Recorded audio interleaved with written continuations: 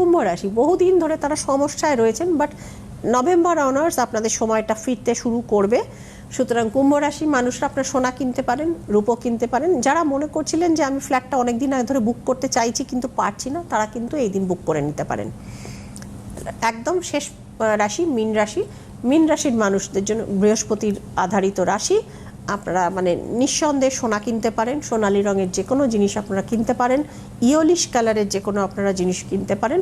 এবং যারা মনে করছেন যে আমি প্রেশাস কিছু কিনবো স্টোন হিসেবে, সেক্ষেত্রে আপনারা পোকরাজ বা ইয়োলো স্যাফায়ার, এবং যারা এবং যারা ক্রিস্টাল নিতে চান তারা কিন্তু সিট্রিন যে ক্রিস্টাল আছে সেটা আপনারা ইউজ করতে পারেন।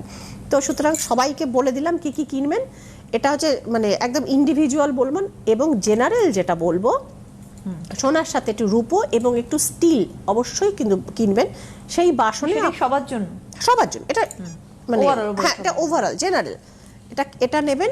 এবং একটি প্রদীপ আপনারা অবশ্যই কিনবেন। সেটা আপনারা পেতলের কিনতে পারেন, তামার কিনতে পারেন, মাটিরও কিনতে পারেন, কোনো অসুবিধা নেই। চার মুখো হলে ভালো হয়।